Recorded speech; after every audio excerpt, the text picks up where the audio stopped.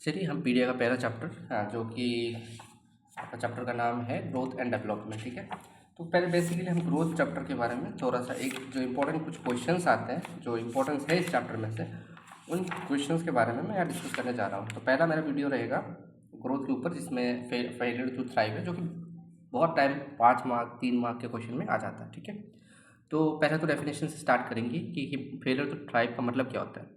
Failure to thrive लिखा यहाँ पे है कि is a descriptive term use for the infants and children up to 5 years of age. ठीक है, मतलब अपन यहाँ पे एक डिस्क्रिप्टिव टर्म है, मतलब कि हम बताने का कोशिश करें कि ये बच्चे में ग्रोथ सही से हो रहा है या नहीं हो रहा है। कितने साल तक हम ये फेलियर टू थ्राइव इस्तेमाल करेंगे, तो हम लगभग 5 साल तक इस्तेमाल करेंगे। ठीक है, इसके ऊपर हम नहीं कर सकते।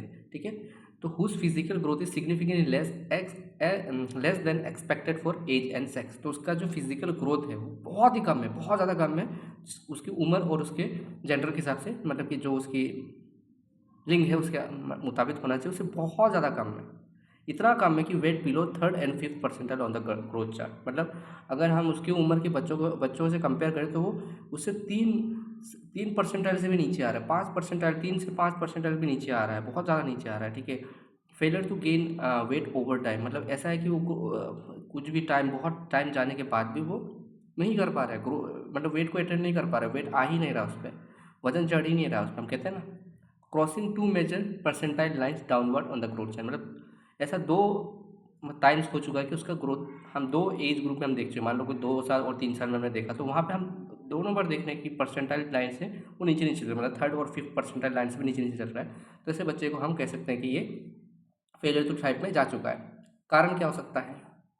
तो कारण में हो सकता है 2 चीज़ हो सकता है, एक ऑर्गेनिक हो सकता है, एक नॉन ऑर्गेनिक हो सकता है। ऑर्गेनिक में क्या हो, क्या पता बच्चे को कोई आंतों से रिलेटेड बीमारी हो, जैसे गैस्ट्रो इंटेस्टाइनल डिजीजेज हो, जैसे कि उसको जीआरडी हो, गैस्ट्रो इसोफेगल रिफ्लक्स हो, है ना, या माल एब्जॉर्प्शन हो, खाना पचा नहीं पा रहा है, या इसको मान लो कुछ भी हो सकता है, जैसे कि है ही नहीं उसके सीलिएक डिजीज भी हो सकता है, ऐसी भी चीज़ें हो सकती है ना।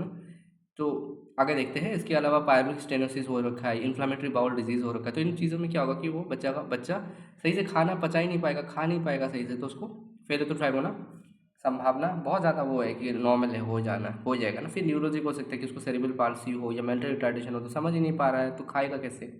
या उसको रीनल को किडनी से समस्या दिक्कत हो, जैसे कि रीनल ट्यूबुलर एसिडोसिस हो गया, या फिर उसको किडनी में कोई क्रोनिक डिजीज़ चल रहा हो, है ना, तो उसमें भी हो सकता है। इसके अलावा कोई उसको हार्ट में डिजीज़ हो, कार्डियोपल्मोनरी हो, जैसे कंजस्टन हार्ट डिजीज़ हो, सिस्टिक फाइब्रोसिस हो, या अस्थमा हो, तो उसमें भी इसको फेलियर टू थ्राइव की दिक्कत होती है। हम देखते हैं अधिकांश से बच्चों में वजन बहुत नहीं बढ़ता होता है ना।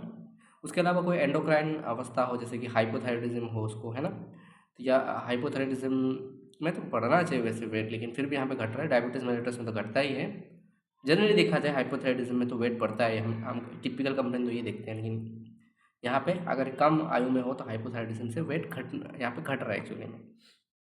ठीक है, उसके अलावा मतलब ग्रोथ की बात करें, न जैसे कि हम वजन की बात कर रहे हैं। ठीक है, उसके अलावा आ रहा है इन्फेक्शन, जैसे कि कोई ट्यूबरक्लोसिस हो जाएगा, आपको पता है कि उससे अपने को दिखता है, सबसे पतला हो जाता है बंदा, बहुत ज़्यादा वेट लूज़ करता है। हम कहते हैं ना कि ट्यूबरक्लोसिस से बीमार होते हैं, इसमें हम वेट लूज़ काफ़ी सिग्निफिकेंट होता है ना। उसके अलावा कोई पैरासाइटिक इन्फेक्शन हो तो डेफिनेटली उसको वेट नहीं बढ़ेगा। फिर एचआईवी हो, इम्यूनो कॉम्प्रोमाइज स्टेज होगा तो डेफिनेटली नहीं बढ़ेगा।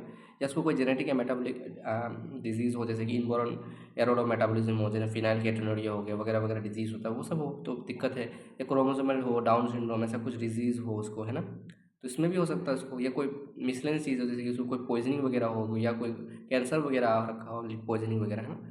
या फिर उसको नॉन ऑर्गेनिक कॉजेज हो, जैसे कि बच्चा गरीब हो तो तुम खाओगे, खाना ही कहाँ से मिलेगा, नहीं मिलेगा, तो इसमें तो हो ही सकता है। इम्प्रॉपर फीडिंग प्रैक्टिस, मतलब उसको मम्मी उसको अच्छे से खिला ही नहीं रही है, बच्चा छोटा बच्चा है, आप उसको नहीं समझा, उसको नहीं खिला रहे हो सही से, फीडिंग अच्छे से नहीं करा रहे हो, तो भूखा रहेगा तो डेफिनेटली ग्रोथ अच्छे से नहीं हो पाएगा। ब्रेस्ट फीडिंग ही नहीं करा रहे हो, है ना, मम्मी बिजी रहती है तो ब्रेस्ट फीडिंग कराने भूल जाती है तो बच्चा नहीं खा रहा है, ऐसा भी हो सकता है। या डाइल्यूटेड फॉर्मूला मिल्क दे रहे हो, है ना, फॉर्मूला मिल्क ऑलरेडी एक मतलब एक जनरल थम रूल के हिसाब से आता है कि इसमें इतना प्रोटीन है उतना है, उसको अगर तुम बहुत ज़्यादा डाइल्यूट करते हो, है ना, तो उसमें भी पोषण की कमी हो जाएगी, प्रोटीन वगैरह सही से नहीं मिलेगा उसको, काव्स वगैरह नहीं मिलेगा, तो बैलेंस नहीं हो पाएगा। इसके अलावा हो सकता है कि parental lack of knowledge about nutrition, parents को पता ही नहीं है कि अच्छा सिर्फ चावल चावल नहीं खिलाना होता, दाल वगैरह या प्रोटीन वगैरह खिलाना होता है, तो उनको पता ही नहीं है, तो वैसा भी हो सकता है। या बच्ची और चाइल्ड में बन नहीं रहा हो, है ना। ऐसा भी तो हो सकता है कि मम्मी मतलब ऐसे हो कि अनप्लान प्रेगनेंसी हो, ये बच्चा चाहती नहीं थी, तो केयर डेफिनेटली वो केयर नहीं करेगी। तो डिसफंक्शन पेरेंट चाइल्ड रिलेशनशिप है, या इमोशनल डिप्राइवेशन हो गया, कि कुछ और भी कारण हो सकता है ना। तो क्लिनिकल फीचर हमें इसमें क्या दिखेगा, पुअर वेट गेन। सबसे पहले तो हम देखेंगे कि वेट गेन नहीं हो रहा उसको, मतलब एक परसेंटाइल होता है ना कि 2 साल में इतना बढ़ जाए, 6 महीने में इतना बढ़ जाए, तो वो चीज़ें हम देख ही नहीं पा रहे इस बच्चे में। तो डबल हो जाना चाहिए, इतना हो जाना चाहिए, हम देखते हैं जैसे पीडिया में, है ना। तो ये नहीं हो पा रहा है इस बच्चे में, इनमें दिखाई नहीं दे रहा है। उसके अलावा तुम देखोगे तो इसमें वेट काफ़ी लो हो रहा है, इसके एज ग्रुप के बच्चों में देखोगे तो ये तो बहुत पतला है, सिकुड़ा है। 5 साल तक हम कंपेयर करें तो बच्चा बहुत होना है, लेकिन ऐसा नहीं होना चाहिए था, ठीक है।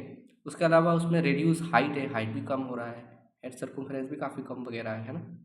तो हम देख रहे हैं, तो हम करते हैं ये, जैसे कि अब हेड सर्कमफ्रेंस हो गया, मीडियम सर्कमफ्रेंस हो गया, ये सब हम करते हैं ना, मेज़र करते हैं बच्चों में।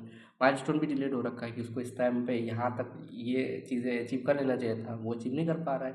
उसको कॉग्निटिव डेवलपमेंट में मतलब मेंटली भी सही नहीं हो रहा है, बच्चा कंसंट्रेट नहीं कर पा रहा है, चीज़ें मतलब समझ नहीं पा रहा है, जो उसकी उम्र के जो समझ जाना चाहिए तो वो समझ नहीं पा रहा है। या फिर उसको लूज ऑफ सबक्यूटेनियस फैट है, हम देखते हैं ना सबक्यूटेनियस फैट वगैरह मसल वेस्टिंग के लिए कौन सा कैलिपर होता था ना, उससे देखते थे, तो वो भी उसमें भी देख रहे हैं कि सबक्यूटेनियस फैट है ही नहीं इसमें, और बच्चा इरिटेबल रह रहा है ना।